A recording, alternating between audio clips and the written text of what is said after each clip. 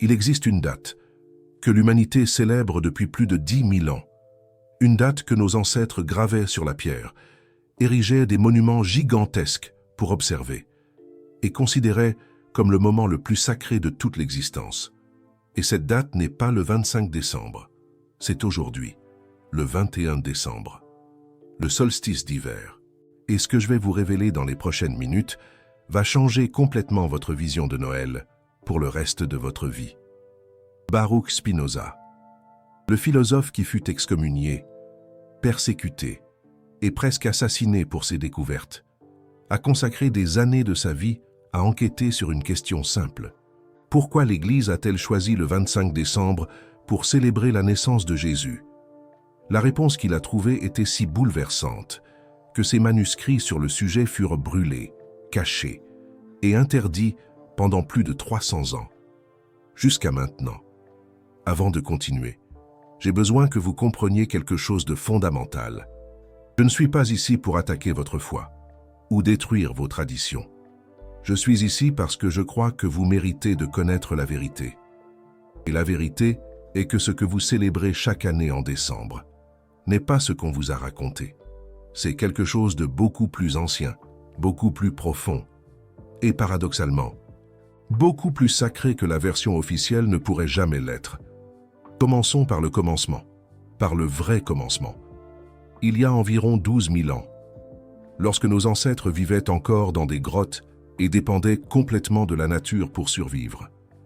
Ils ont remarqué quelque chose d'extraordinaire dans le ciel, chaque année. À l'approche de l'hiver dans l'hémisphère nord, les jours raccourcissaient de plus en plus. Le soleil semblait mourir lentement. Chaque matin, il naissait plus faible, plus bas à l'horizon, restant moins longtemps dans le ciel. Pour des gens qui dépendaient de la lumière du soleil pour tout, chasser, planter, se réchauffer, trouver de la nourriture, c'était terrifiant. Il semblait que le monde allait s'éteindre, que l'obscurité éternelle arrivait. Et puis, vers le 21 décembre, quelque chose de magique se produisait. Le soleil arrêtait de décliner. Pendant 3 jours, il semblait figé au point le plus bas de l'horizon, ne montant ni ne descendant. Et le 25, il recommençait à monter. Les jours commençaient à rallonger. La lumière revenait. Le soleil était rené. Pour nos ancêtres, ce n'était pas seulement un phénomène astronomique, c'était l'événement le plus important de l'univers. La preuve que la vie continuerait, que l'obscurité ne vaincrait pas, qu'il y avait de l'espoir. Et voici la première révélation que Spinoza a découverte dans les archives auxquelles il a pu accéder. Pratiquement toute civilisation antique célébrait cette date d'une manière ou d'une autre.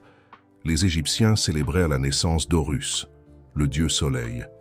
Les Perses célébraient Mitra, qui naissait d'un rocher le jour du solstice. Les Romains célébraient Saturne, et ensuite Sol Invictus, le soleil invincible.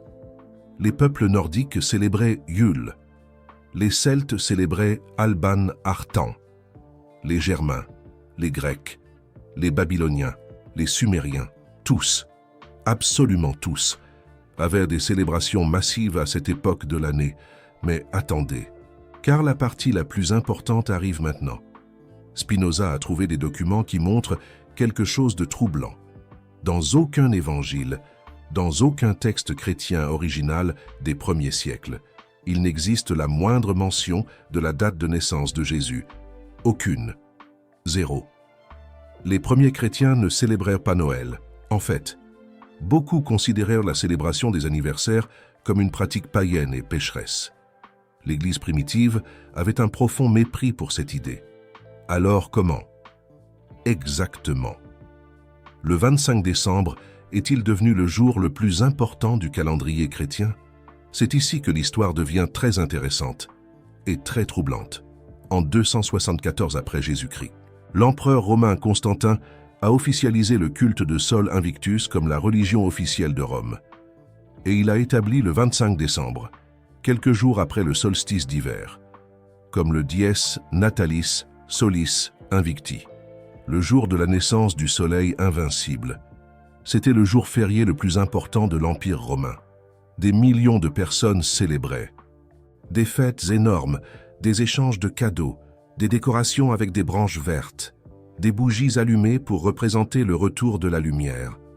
Ça vous semble familier? Moins de 50 ans plus tard, quelque chose d'extraordinaire s'est produit. L'empereur Constantin s'est converti au christianisme. Et soudain, l'Église s'est retrouvée face à un problème énorme. Comment convertir des millions de païens qui aimaient leurs fêtes ancestrales?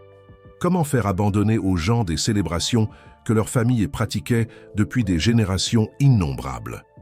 Spinoza a trouvé des lettres d'évêques de l'époque qui révèlent la stratégie délibérée qui fut adoptée.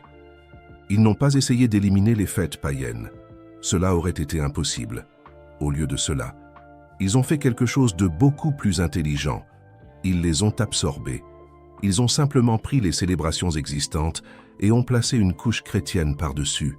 Gardez cette information, car elle va prendre tout son sens dans un instant, lorsque je révélerai ce que Spinoza a découvert dans les archives du Vatican. Le premier registre historique de chrétiens célébrant la naissance de Jésus, le 25 décembre, date de l'an 336. Cela fait plus de 300 ans après la naissance de Jésus. Plus de 300 ans. Pendant tout ce temps, personne ne célébrait Noël parce que personne ne savait. Et apparemment, personne ne se souciait du jour où Jésus était né. Et voici l'une des découvertes les plus troublantes de Spinoza. Les propres textes bibliques indiquent clairement que Jésus n'est pas né en décembre. Luc 2 décrit des bergers gardant leurs troupeaux dans les champs pendant la nuit de la naissance. Cela serait impossible en décembre dans la région de Bethléem.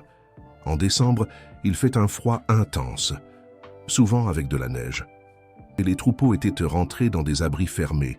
Les érudits modernes, utilisant des analyses astronomiques et textuelles, suggèrent que Jésus est probablement né entre mars et octobre. Certains pointent septembre comme le mois le plus probable. Mais septembre n'avait pas une fête païenne massive à absorber. Décembre, oui, ce n'est pas une théorie du complot, c'est documenté. Le pape Jules Ier a officialisé le 25 décembre comme la date de Noël vers 350 après Jésus-Christ. Et la raison n'était pas théologique, elle était stratégique, elle était politique. C'était, comme Spinoza l'a écrit, une opération de conquête culturelle déguisée en révélation divine. Maintenant, passons à ce que Spinoza a réellement découvert lorsqu'il a eu accès à des documents que la plupart des gens n'ont jamais vus. Et ici, je dois faire une pause pour expliquer quelque chose à son sujet. Baruch Spinoza est né en 1632 à Amsterdam, dans une famille de juifs portugais qui avaient fui l'Inquisition. Il a été éduqué pour devenir rabbin, a étudié en profondeur non seulement les textes hébraïques, mais aussi le latin, le grec, la philosophie antique et les premiers écrits chrétiens. Il avait accès à un réseau d'érudits à travers toute l'Europe qui partagèrent des documents considérés comme dangereux par l'Église. En 1656, à l'âge de 23 ans, Spinoza fut excommunié de la communauté juive avec le hérem le plus sévère jamais émis. Il fut interdit d'avoir le moindre contact avec des juifs. Personne ne pouvait rester à moins de 4 mètres de lui. Personne ne pouvait lire ses écrits. Il était devenu un fantôme. Et c'est précisément ce qui lui a donné la liberté d'explorer des vérités que personne d'autre n'osait effleurer. Durant ses études sur les origines du christianisme, Baruch Spinoza a documenté quelque chose que les théologiens de l'époque savaient, mais n'admettaient jamais publiquement. L'Église n'a pas seulement absorbé la date du solstice d'hiver païen, elle a absorbé pratiquement tous les éléments de la célébration. Je vais vous montrer les corrélations qu'il a cartographiées. Et préparez-vous, car cela va changer votre regard sur chaque détail de Noël. L'arbre de Noël. Vous savez d'où il vient vraiment. Les Germains et les Nordiques avaient une tradition millénaire de ramener des branches toujours vertes dans leur maison pendant le solstice d'hiver. Des pins, des sapins, du houx, des plantes qui restaient vertes même pendant l'hiver le plus rigoureux. Elles représentaient la vie éternelle, la promesse que le printemps reviendrait. Les Romains décorèrent leurs maisons avec des branches de laurier et d'autres plantes vertes pendant les Saturnales. Les druides celtes considérèrent le gui comme sacré et le suspendaient dans leurs maisons. L'Église a initialement condamné ces pratiques comme païennes. Mais quand elle a réalisé que les gens n'allaient pas les abandonner, elle les a simplement rebaptisées comme symboles chrétiens. Les bougies et les lumières, durant le solstice, quand l'obscurité était à son comble. Les cultures anciennes allumaient des feux de joie et des bougies pour symboliser la lumière qui revenait. C'était une façon d'aider le soleil à renaître, de maintenir l'espoir vivant dans les nuits les plus longues de l'année. Aujourd'hui, nous allumons des lumières de Noël sans même penser que nous répétons un rituel que nos ancêtres pratiquaient il y a des milliers d'années. L'échange de cadeaux. Les Romains échangèrent des cadeaux pendant les Saturnales. C'était la tradition de donner de petits objets, des poupées de cire pour les enfants, des bougies, des fruits. Les gens se vêtaient de leurs plus beaux habits. Les règles sociales normales étaient suspendues. Les esclaves étaient temporairement traités comme égaux. La générosité était attendue de tous. Siècles plus tard, l'Église a transformé cela en représentation des cadeaux des rois mages. Les chants festifs. Les Romains chantaient pendant les Saturnales. Les Nordiques chantaient pendant Yule. Pratiquement toute culture ancienne avait des musiques spécifiques pour le solstice d'hiver. Les premiers chantres chrétiens ont adapté des mélodies païennes existantes en y plaçant de nouvelles paroles. Le banquet, le grand repas en famille, l'oie, la dinde, le jambon. La tradition de manger une viande rôtie spéciale pendant le solstice était universelle. Les Nordiques sacrifiaient un sanglier à Freyr. Les Romains faisaient des banquets énormes pendant les Saturnales. C'était le moment d'utiliser les réserves de nourriture avant qu'elles ne se gâtent, de célébrer la survie jusqu'à ce point de l'hiver. Spinoza a listé plus de 40 éléments de Noël moderne qui ont des origines directes dans des célébrations païennes du solstice d'hiver. 40 éléments. Pratiquement rien de ce que nous associons à Noël aujourd'hui n'a une origine véritablement chrétienne. Et ici, nous arrivons à l'une des découvertes les plus perturbantes de toutes. Spinoza a trouvé des registres de débats au sein de l'Église elle-même sur la moralité de cette absorption culturelle. Il y avait des évêques qui protestaient, qui disaient que c'était malhonnête, que c'était une forme de tromperie. Un document qu'il cite, dont l'emplacement exact il n'a jamais révélé par peur de représailles, montre supposément un évêque du IVe siècle, écrivant que nous habillons des mensonges avec des vêtements de vérité, et appelons cela évangélisation. Mais les voix de protestation ont été silenciées. La stratégie fonctionnait. Les masses païennes se convertissaient, ou du moins pensaient qu'elles se convertissaient, tout en continuant à pratiquer essentiellement les mêmes rituels que d'habitude. Seuls les noms avaient changé. Sol Invictus est devenu le Christ, le soleil de justice. La renaissance du soleil est devenue la naissance du Fils de Dieu. Les esprits de la nature sont devenus des anges. Les cadeaux pour les dieux sont devenus des cadeaux au nom de Jésus. Mais calmez-vous, parce qu'il y a plus, beaucoup plus. La partie la plus controversée des découvertes de Spinoza concerne la narration du naissance de Jésus elle-même. Et ici, je dois être très prudent avec ce que je vais dire, parce que cela a le pouvoir de perturber profondément des personnes de foi. Spinoza a argumenté, basé sur son analyse textuelle et historique, que des éléments fondamentaux de l'histoire du naissance de Jésus ont été influencés, ou potentiellement adaptés, de narrations de naissance de Dieu solaire qui existaient déjà depuis des siècles. La Vierge qui donne naissance à un sauveur divin au solstice d'hiver n'était pas une idée nouvelle. C'était un archétype qui apparaissait répétitivement dans des religions anciennes. Mithra, le dieu perse que les Romains adoraient, est né d'une vierge le 25 décembre. Il était adoré par des bergers qui lui apportèrent des cadeaux. Horus, le dieu égyptien, est né d'Isis, une vierge divine. Son histoire incluait la fuite d'un roi maléfique qui voulait le tuer. Dionysos, dieu grec, est né d'une vierge mortelle et d'un père divin. Il transformait l'eau en vin. Spinoza ne disait pas que Jésus n'a pas existé ou que son message n'était pas vrai. Il pointait que la narration spécifique du naissance, les détails, les dates, les éléments miraculeux, suivait un modèle qui existait déjà dans de multiples traditions religieuses. Il questionnait, est-ce une coïncidence ou une construction délibérée? Et c'est pour avoir posé ces questions que Spinoza a été considéré comme l'homme le plus dangereux d'Europe. Maintenant, vous pouvez penser que tout cela ne sont que des coïncidences intéressantes, que cela ne prouve rien, que l'Église a simplement choisi une date commode, et que cela ne diminue pas la vérité du christianisme. et vous avez le droit de penser ainsi. Mais il y a quelque chose d'autre que vous devez considérer. Quelque chose que Spinoza insistait être le point central de toute cette découverte. La question n'est pas de savoir si Jésus est né en décembre ou non. La question est, pourquoi vous a-t-on dit qu'il est né en décembre? Pourquoi cette information, que les chefs de l'Église savaient être inventée, vous a été présentée comme une vérité absolue? Pourquoi personne ne vous a parlé du solstice? Pourquoi l'histoire païenne a-t-elle été délibérément effacée et remplacée? Spinoza argumentait que cela révélait quelque chose de fondamental sur la façon dont les institutions de pouvoir opèrent. Elles ne gagnent pas les batailles seulement par la force. Elles gagnent en réécrivant la réalité. Elles gagnent en vous faisant oublier qu'il existait quelque chose avant elles. Pensez-y un instant.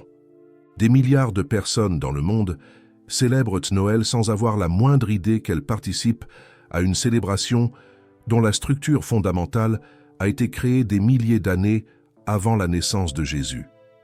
Des milliards de personnes montent des arbres, allument des bougies, échangent des cadeaux, font des banquets, sans jamais questionner pourquoi elles font ces choses spécifiques. Et voici ce qui a le plus perturbé Spinoza. Ce n'était pas la tromperie en elle-même, c'était la profondeur de l'oubli. C'était à quel point l'humanité avait été convaincue d'oublier ses propres origines. Il a écrit que le plus grand triomphe de tout empire n'est pas de conquérir des corps, c'est de conquérir des mémoires. Et l'Église, selon Baruch Spinoza, avait conquis la mémoire humaine de manière plus complète que n'importe quelle armée ne l'a jamais fait. Mais il y a quelque chose d'encore plus profond ici.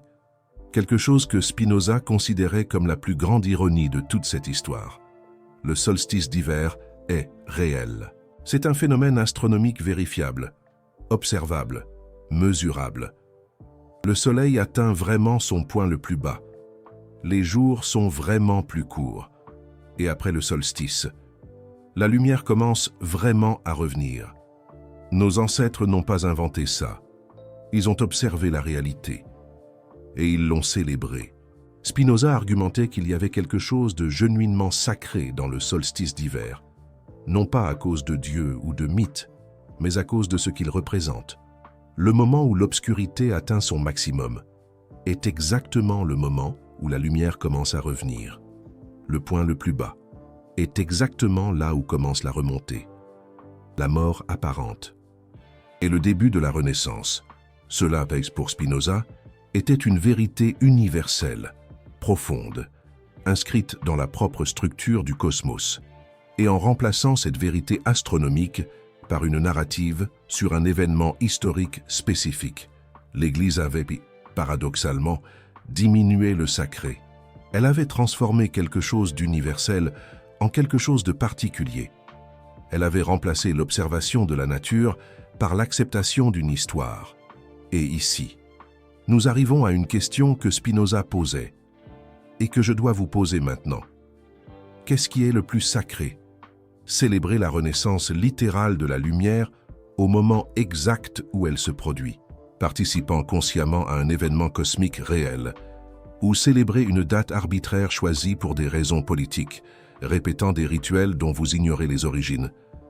Spinoza n'essayait pas de détruire Noël, il essayait de le restaurer la conscience que, lorsque vous allumez des lumières en hiver, vous participez à quelque chose que vos ancêtres faisaient il y a 10 000 ans. Que lorsque vous placez un arbre toujours vert dans votre maison, vous répétez un geste d'espoir qui traverse toute l'histoire humaine. Que lorsque vous vous réunissez en famille pour un banquet, vous participez à une célébration de la survie qui est plus ancienne que n'importe quelle religion organisée. Pour lui, connaître la vérité ne diminuait pas la célébration, elle l'augmentait.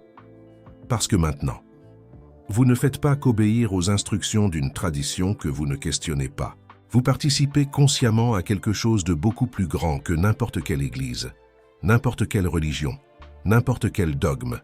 Vous célébrez le moment où la Terre, dans son orbite éternelle autour du Soleil, nous rappelle que l'obscurité n'est jamais permanente, que la lumière revient toujours, que même au point le plus froid, le plus sombre, le plus désespéré, Le tournant a déjà commencé.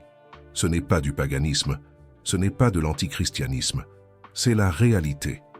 Et Spinoza croyait que la vérité est toujours plus sacrée que le mensonge, aussi confortable que le mensonge puisse être. Maintenant, je vais révéler quelque chose que Spinoza a découvert, mais qui est rarement discuté. Même par ceux qui étudient son œuvre.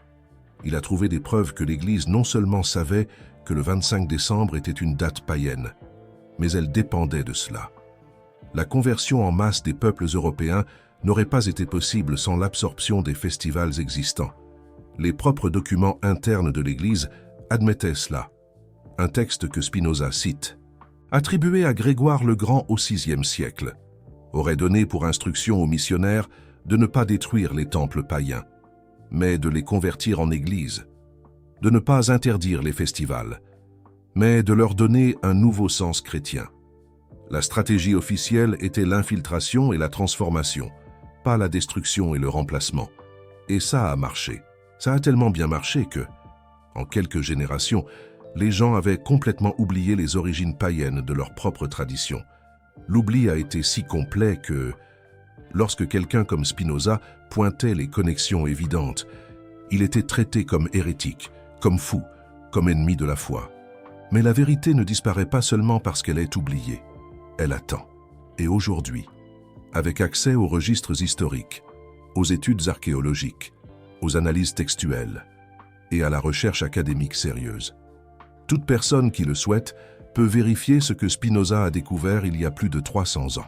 Noël tel que nous le connaissons est une construction, une couche sur une autre couche sur une autre couche, jusqu'à ce que l'original soit devenu irreconnaissable. Mais l'original est toujours là, sous tout, le solstice, la renaissance du soleil, la célébration la plus ancienne de l'humanité. Et dans 4 jours, le 25 décembre, des milliards de personnes vont célébrer, la plupart sans savoir ce qu'ils célèbrent vraiment, sans savoir que leurs gestes font écho à des gestes faits il y a des millénaires, sans savoir que l'arbre, les lumières, les cadeaux, le banquet, tout cela existait bien avant n'importe quelle église. Spinoza pensait que c'était une tragédie. J'ai tendance à être d'accord, non pas parce que la célébration est fausse, mais parce que célébrer sans comprendre, c'est comme réciter de la poésie dans une langue que vous ne parlez pas. Vous pouvez faire les bons sons, mais vous avez perdu le sens, et le sens du solstice, le sens réel, est peut-être le message le plus important que l'humanité ait jamais essayé de préserver. Peu importe la durée de la nuit, l'aube viendra. Peu importe la rigueur de l'hiver, le printemps reviendra. Peu importe la profondeur de l'obscurité, la lumière n'est jamais vaincue pour toujours. C'est le message que nos ancêtres ont inscrit sur des pierres, ont aligné avec des monuments, ont célébré avec des fêtes. Et c'est le message qui est toujours présent dans chaque lumière de Noël que vous allumez, dans chaque arbre que vous décorez, dans chaque cadeau que vous donnez. Vous ne le saviez juste pas, jusqu'à maintenant. Maintenant, je vais te révéler la partie la plus perturbante de tout cela. La partie que Spinoza considérait comme la preuve définitive que l'Église savait exactement ce qu'elle faisait. Vous vous souvenez que j'ai mentionné que le soleil semble rester immobile pendant 3 jours, au point le plus bas de l'horizon, avant de commencer à remonter.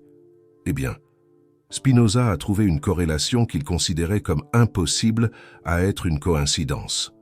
Jésus, selon la narrative biblique, est mort sur la croix et est resté 3 jours dans le sépulcre avant de ressusciter. Le soleil, au solstice d'hiver, semble mourir et reste 3 jours arrêté avant de renaître. Jésus est appelé la lumière du monde. Le soleil est littéralement la lumière du monde. Jésus est décrit comme ressurgissant des ténèbres. Le soleil ressurgit de la nuit la plus longue. L'iconographie chrétienne primitive montrait fréquemment Jésus avec des rayons de soleil autour de la tête, exactement comme Sol Invictus était représenté. Spinoza argumentait que cela ne pouvait pas être accidentel, que la narrative chrétienne avait été délibérément construite, ou au moins adaptée, pour refléter le cycle solaire, parce que l'Église savait que les peuples qui adoraient le soleil depuis des millénaires n'abandonneraient pas cette connexion facilement. Alors, Ils ont transformé Jésus en le nouveau soleil, au vrai soleil. Au soleil qui est venu remplacer tous les autres. Et ça a fonctionné parfaitement. Maintenant, il faut que j'aborde un point qui vous traverse peut-être l'esprit. Vous vous dites peut-être, et alors, quel est le problème si l'Église a intégré des traditions païennes? Si cela a contribué à répandre un message d'amour et de rédemption, n'est-ce pas l'essentiel? C'est une question légitime. Et Baruch Spinoza avait une réponse qui mérite d'être considérée. Le problème, pour lui, n'était pas l'absorption en elle-même, c'était le mensonge. C'était le fait que pendant des siècles, quiconque osait pointer ces connexions du doigt était traité d'hérétique. C'était le fait que l'Église n'a pas seulement absorbé des traditions païennes, elle a activement persécuté, torturé et tué des personnes qui pratiquaient ces mêmes traditions sous leur forme originale. Elle a brûlé des sorcières pour avoir célébré des rituels de solstice, alors que ses propres fidèles faisaient, essentiellement, la même chose, sous des noms différents. Il y a une hypocrisie fondamentale ici que Baruch Spinoza trouvait inacceptable. Si les traditions païennes étaient si maléfiques qu'elles méritaient la mort, pourquoi l'Église les a-t-elle adoptées? Et si elles étaient suffisamment innocentes pour être adoptées, pourquoi des personnes ont-elles été tuées pour les avoir pratiquées? C'est le genre de question qui a valu à Baruch Spinoza d'être qualifié d'homme le plus dangereux du monde. Non pas parce qu'il attaquait Dieu, ou Jésus, ou le message chrétien, mais parce qu'il pointait les contradictions dans le comportement de ceux qui prétendaient représenter Dieu sur terre. L'enquêteur de la vérité ne laissait rien passer. Je vais vous raconter quelque chose que peu de gens savent sur Baruch Spinoza lui-même. Après avoir été excommunié à l'âge de 23 ans, il a passé sa vie à polir des lentilles, pour des télescopes et des microscopes. C'était un travail délicat, qui lui laissait du temps pour penser et écrire. Il a refusé des postes universitaires, parce qu'il ne voulait pas que sa liberté de penser soit compromise. Il a vécu modestement, presque dans la pauvreté, consacrant chaque moment libre à la recherche de la vérité, une quête aussi pure que celle d'un alchimiste.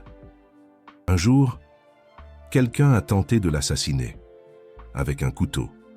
Il a gardé le manteau, avec la coupure de la lame, pendant le reste de sa vie, comme un rappel du prix à payer, pour dire la vérité, un prix parfois sanglant. Ses principales œuvres ont été publiées à titre posthume, parce qu'il savait que les publier de son vivant signifierait une mort certaine. Et même après sa mort, ses livres ont été interdits, brûlés, inclus dans l'index des livres interdits de l'Église. Pendant plus de 200 ans, posséder un exemplaire de Baruch Spinoza était un crime dans une grande partie de l'Europe, un crime de pensée. Et qu'a-t-il écrit qui était si dangereux? Essentiellement ce que je vous raconte maintenant. Que les Écritures ont été écrites par des hommes, pour des hommes, dans un contexte historique spécifique. Que les miracles doivent être analysés rationnellement. Que la nature opère par des lois, et non par des caprices divins. Et que les traditions religieuses ont souvent des origines très différentes de celles qu'on proclame officiellement. C'est pour cela qu'il a été excommunié. C'est pour cela qu'on a tenté de le tuer. C'est pour cela que ses livres ont été brûlés, pour avoir dit la vérité, la lumière de la raison. Et voici quelque chose que Baruch Spinoza n'aurait probablement jamais imaginé. Aujourd'hui, plus de 300 ans après, pratiquement tout ce qu'il a écrit est accepté par l'université historique mainstream. Les connexions entre Noël et les festivals païens sont enseignées dans les universités. La datation arbitraire de la naissance de Jésus est reconnue même par des théologiens chrétiens sérieux. L'absorption des traditions païennes par l'Église est documentée dans les manuels scolaires. Baruch Spinoza avait raison, et il a payé de sa vie pour avoir eu raison, avant qu'il ne soit sûr d'avoir raison. Un destin de prophète. Maintenant, laissez-moi vous poser une question importante. Pourquoi cela importe-t-il encore? Pourquoi est-ce que je vous raconte tout ça? Parce que l'histoire se répète, parce que les techniques de manipulation culturelle que l'Église a utilisées au IVe siècle sont les mêmes techniques que les institutions de pouvoir utilisent aujourd'hui. Absorber, renommer, faire oublier aux gens les origines, créer de nouveaux récits sur des pratiques anciennes, punir ceux qui questionnent, ceux qui doutent. Baruch Spinoza ne faisait pas que de l'histoire ancienne. Il nous apprenait à reconnaître les schémas, à questionner les narrations officielles, à demander « à qui profite? Quand je crois ça? Qu'est-ce qui existait avant? Que cette version me soit racontée? Qu'est-ce qui a été effacé? Pour que cette histoire puisse être la seule. » Ce sont les questions les plus dangereuses que vous puissiez poser. Et ce sont exactement les questions que Baruch Spinoza a posées toute sa vie. Sa vie entière fut une enquête. Revenons au solstice. Aujourd'hui, 21 décembre, est astronomiquement le jour le plus court de l'année, dans l'hémisphère nord. Ce n'est pas une opinion, ce n'est pas une croyance, c'est un fait, vérifiable par quiconque, avec une montre et un peu de patience. Le solstice d'hiver. Et pendant des milliers d'années, avant qu'il n'existe des églises, avant qu'il n'existe des religions organisées, telles que nous les connaissons, des êtres humains, regardaient ce phénomène et ressentaient quelque chose de profond, quelque chose qui n'avait pas besoin de dogme pour être réel. Ils ressentaient de la gratitude d'avoir survécu jusqu'à ce point. Ils ressentaient de l'espoir que les jours plus longs viendraient. Ils ressentaient une connexion avec quelque chose de plus grand qu'eux-mêmes, avec le cosmos, avec les cycles éternels de la nature. Et quand ils allumaient des feux de joie, pendant la nuit la plus longue, quand ils décoraient leur maison, avec des plantes qui résistaient à l'hiver, quand ils se réunissaient pour célébrer la lumière, qui reviendrait, ils faisaient quelque chose de profondément humain, quelque chose qui n'avait pas besoin d'intermédiaires, de prêtres, d'institutions. Yule, Alba Nartan. Baruch Spinoza soutenait que c'était la religiosité, dans sa forme la plus pure, l'observation directe de la nature et la réponse émotionnelle à celle-ci, sans dogme, sans doctrine, sans menace de punition éternelle pour ceux qui seraient en désaccord. Et il demandait « Qu'avons-nous perdu ?» quand cette connexion directe a été remplacée par une structure hiérarchique qui nous disait quoi ressentir et quand ressentir, et punissait ceux qui ressentaient différemment. Un questionnement toujours actuel. C'est une question à laquelle chaque personne doit trouver sa propre réponse. Mais au moins maintenant, vous avez les informations pour poser cette question de manière honnête. Laissez-moi vous raconter. Une dernière chose sur Baruch Spinoza. Avant de clore cette partie, dans les dernières années de sa vie, déjà malade des poumons, à cause de la poussière de verre, qu'il respirait en polissant les lentilles, il a continué à écrire. Son dernier ouvrage, le traité politique, est resté inachevé. Il est mort en 1677, à l'âge de 44 ans. Mais avant de mourir, il a dit quelque chose que ses amis ont rapporté. Il a dit qu'il ne craignait pas la mort, parce qu'il comprenait que c'était une partie du cycle naturel, que tout comme le soleil semble mourir au solstice, mais revient. Tout dans la nature suit des cycles, naissance, mort, transformation, renaissance, pas au sens d'une vie après la mort personnelle, mais au sens où la matière et l'énergie qui nous composent continuent éternellement, simplement en changeant de forme. Il est mort en hiver, quelques mois après le solstice, et d'une certaine manière, sa propre vie a suivi le schéma qu'il a étudié. La lumière de ses idées a semblé mourir avec lui, a été supprimée, brûlée, interdite. Elle est restée 3 siècles dans l'obscurité. Et puis, lentement, elle a commencé à renaître. Aujourd'hui, Baruch Spinoza est considéré comme l'un des plus grands philosophes de l'histoire occidentale. Ses idées sur Dieu, la nature, l'éthique et la politique ont influencé Einstein, Goethe, Nietzsche et d'innombrables autres penseurs. Ce qui autrefois était hérésie est maintenant philosophie respectable.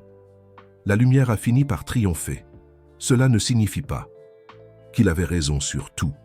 Cela signifie que les vérités supprimées ont une tendance à ressurgir, éventuellement, que vous pouvez brûler des livres, mais pas les idées, que l'obscurité, aussi longue soit-elle, ne peut empêcher le retour de la lumière.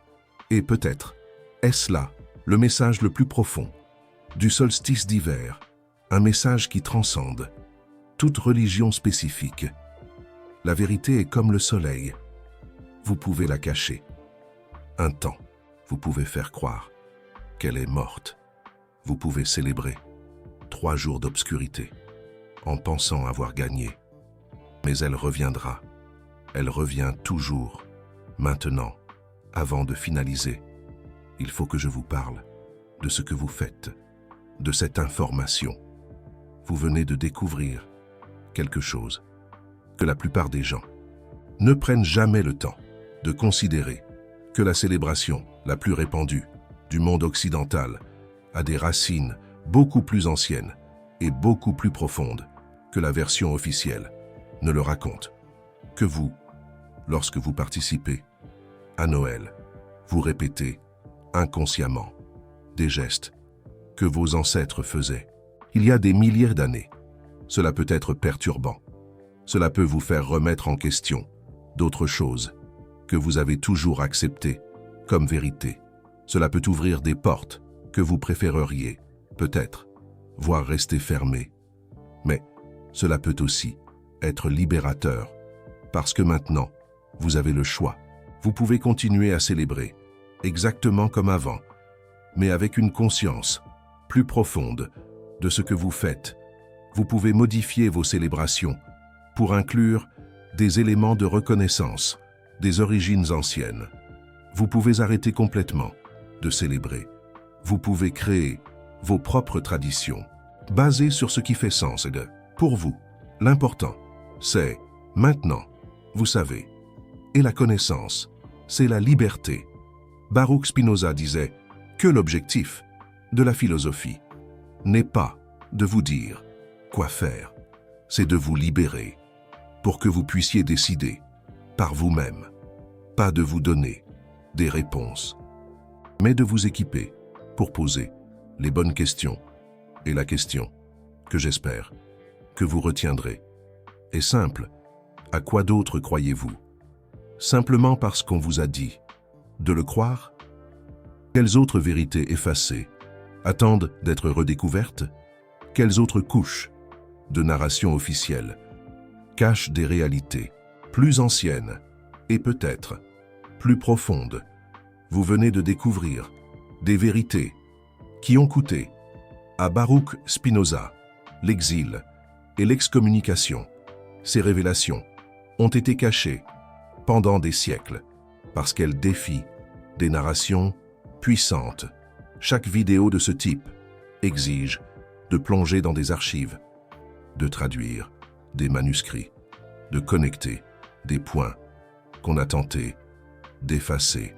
Le Super Thanks, juste en dessous, n'est pas seulement un soutien. C'est vous qui dites « Je n'accepterai plus les versions officielles » sans questionner. Vous devenez partie de ceux qui choisissent la vérité plutôt que le confort. Sur le solstice et Noël, je vais vous dire ce que je pense. Personnellement, je pense qu'il n'y a rien de mal à célébrer. Je pense que réunir sa famille, échanger des cadeaux, allumer des lumières dans l'obscurité, faire un repas spécial, tout ça, ce sont des choses magnifiques et profondément humaines. Ce que je trouve problématique, c'est de célébrer sans conscience, répéter des rituels sans comprendre leur signification, laisser les autres définir ce qui doit être sacré pour vous sans questionner. Et ce que je trouve encore plus problématique, c'est la suppression active de la vérité, la punition historique de ceux qui osèrent poser les questions que Baruch Spinoza a posées, l'arrogance d'institutions qui d'abord volent des traditions et ensuite persécutent Ceux qui pratiquent les versions originales, vous pouvez être en désaccord avec tout ce que j'ai dit. Vous pouvez penser que j'exagère, que je déforme, ou simplement que j'ai tort. Et c'est très bien.